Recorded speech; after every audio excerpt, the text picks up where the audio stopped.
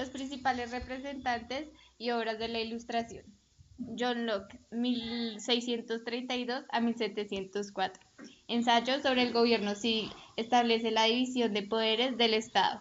Luis Montesquieu, 1713 a 1784. Cartas persas. Critica la sociedad y el gobierno francés. Francisco Voltaire, 1694 a 1778. Cartas filosóficas. Fundamento la importancia de la razón humana y de los derechos del hombre. La usurpación de los papas y estos escritos. El toro blanco. El clamor de la sangre inocente. Juan Jacobo Rousseau, 1712 a 1788. El contrato social establece la organización de un Estado democrático basado en el pueblo. Renato Descartes, 1596 a 1650. Reglas para la dirección del espíritu. Discurso del método para distinguir bien la razón y hallar la verdad de las ciencias.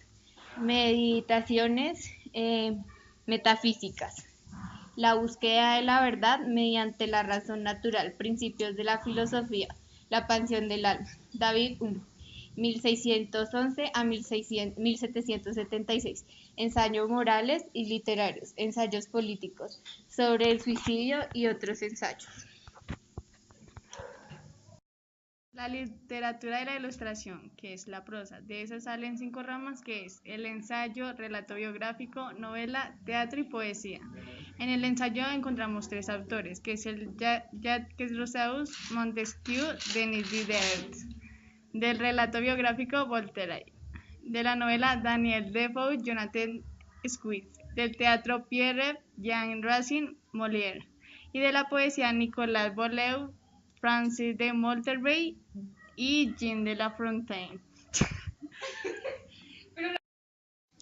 Contexto histórico en Europa. En Europa se produce a finales del siglo XVII y principios del XVIII un cambio importante en todos los órdenes. Este cambio parte de Inglaterra, promovido sobre todo por la burguesía y el conocimiento, sobre todo con el nombre de la Ilustración. Surge un espíritu crítico y se admite la razón y la experiencia como las dos únicas vías de conocimiento. Se incrementa el espíritu científico en el siglo y aparecen científicos y filósofos ingleses importantes como Newton, Locke, Smith y Hobbes. En Francia surge una generación importante de intelectuales como Voltaire, Rousseau y Montesquieu. En este país también aparece en esta época la primera enciclopedia por Diderot, que se considera una de las causas de la revolución. El contexto histórico en España. A principios del siglo XVIII se plantea en España la cuestión sucesoria con la muerte de Carlos II sin sucesión. Los candidatos al trono son Felipe de Anjou y el archiduque Carlos, y tras una dura guerra de sucesión accede al trono el primero de los dos como Felipe V. Este es un monarca absolutista que sin embargo facilita la entrada en nuestro país del pensamiento ilustrado y las ideas inglesas y francesas. Se promueven en España varias reformas en el siglo XVIII, pero sin embargo éxito de la oposición del clero, de la nobleza y de los propios destinarios. El pueblo llano, que manipulado por la Iglesia seguía anclado en la tradición y mantenía el espíritu contrarreformista contra las ideas inglesas y francesas. El inicio de la Revolución. El siglo XVIII constituye en general una época de proceso de los conocimientos racionales y de perfeccionamiento de las técnicas de la ciencia. Fue un periodo de enriquecimiento que potenció a una nueva burguesía, si bien se mantuvieron los derechos tradicionales de los órdenes privilegiados dentro del sistema monárquico absoluto. Sin embargo, la historia del siglo XVIII consta de 2 etapas diferentes. La primera supone una continuidad de Antonio Régimen hasta la década de 1770 y la segunda de cambios profundos. Culminan con la Revolución estadounidense, la Revolución francesa y la Revolución industrial en Inglaterra.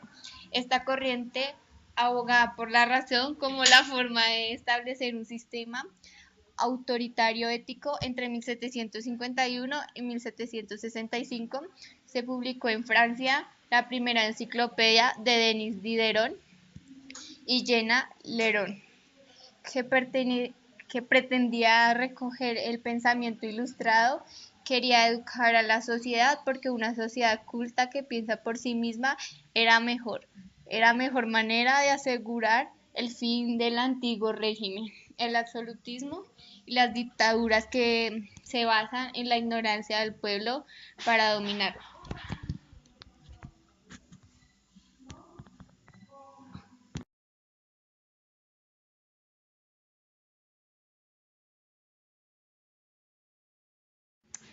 Luis de Góngora y Argote, 1561 a 1627. Fue un gran poeta y dramaturgo al que ya en su época se le reconocía como tal. Fue el máximo exponente de la corriente literaria conocida como culteranismo o gongorismo. En sus obras poéticas podemos distinguir Angélica y Medoro, Fábula de Piramo y Tisbe, y las más conocidas son Fábula de Polifemo y Galatea y la obra Soledades. En teatro, Las firmezas de Isabela, la comedia betagórica y el doctor Carlino. Lope de Vega, 1562 a 1635. Es otro de los poetas y dramaturgos mejor valorados de la época. Es uno de los máximos exponentes del teatro barroco. Escribió obras de todo tipo, narrativas, La Arcadina, El peregrino en su patria, Pastores de Belén y La Dorotea. Líricas escribió varias, por ejemplo, los romances La Vega del Parmazo, Rimas Sacras y La Fromina. Baltasar Gracia, 1601 a 1658. Grandísimo escritor que trabajó la prosa didáctica y la filosofía. Trabajó con la corriente literaria de conceptismo. Escribió grandes obras como El héroe, El político, El discreto, El comulgatorio, Agudeza y Arte de ingenio y Oráculo Manual. Pero su obra más conocida, la cual es una de las más importantes de la literatura española, es El Criticón. Francisco de Quevedo, 1580 a 1645. Noble, político y uno de los escritores más importantes de la literatura española. Era un grandioso prosista de trabajo. Muchas obras de diferentes tipos, como políticas, Política de Dios, Gobierno de Cristo, ascéticas, Providencia de Dios, filosóficas, La cuna y la sepultura para el conocimiento propio y desengaño de las cosas ajenas. Críticas literarias, La aguja de navegar cultos con la receta para hacer soledades en un día. Obras festivas, Cartas del caballero de la tenaza y obras satíricas morales, Los sueños. Tirso de Molina, 1579 a 1648. Religioso, dramaturgo, poeta y narrador español del barroco, en lo que es más destacado en obras teatrales. Escribió muchas obras, pero las más destacadas son Don Gil de las Calzas Verdes, El burlador de Sevilla, El condenado por desconfiado y El vengozoso en Palacio. Pedro Calderón de la Barca, 1600 a 1681.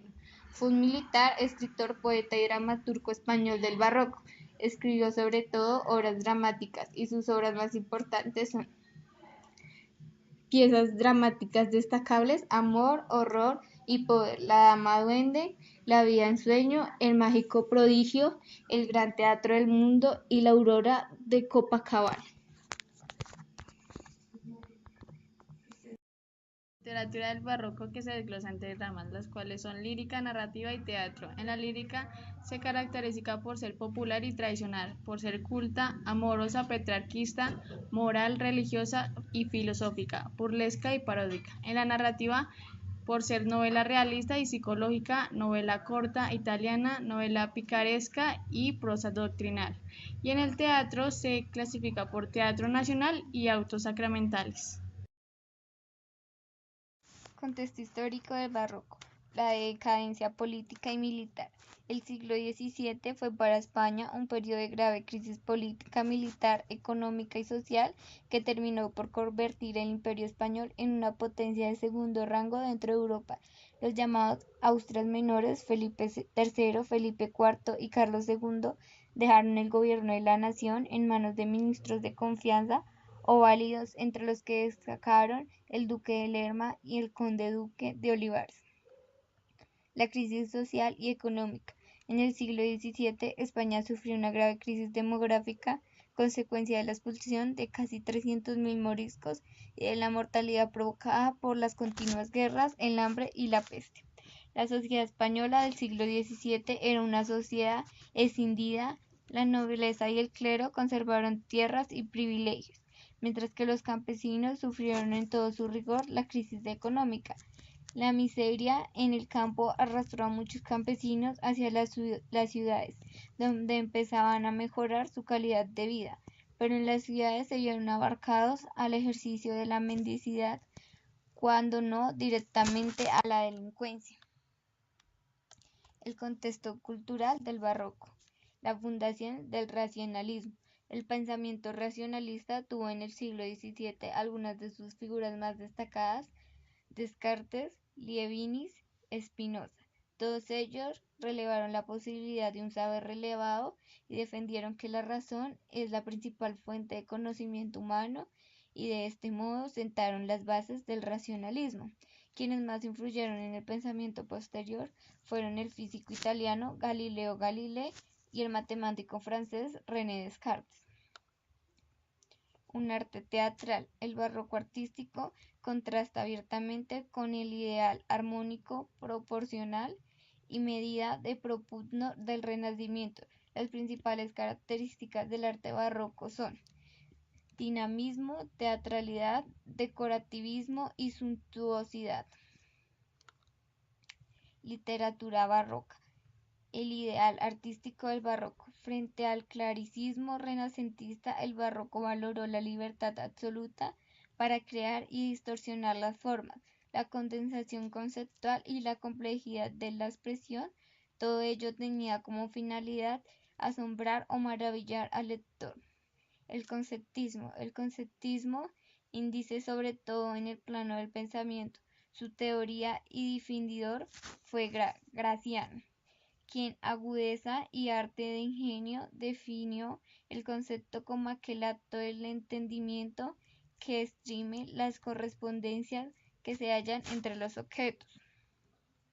El culteranismo. El culteranismo, representado por Góngora, se preocupa sobre todo por la expresión. Sus características más sobresalientes son la latinización del lenguaje y el empleo intensivo de la metáfora e imágenes. Barroco literario en España.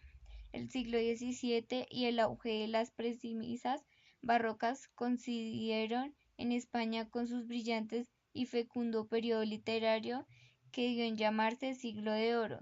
Estéticamente, el barroco se caracterizó en líneas generales por la complicación de las formas y el predominio del ingenio y el arte sobre la armonía de la naturaleza, que consistió en el ideal renacentista.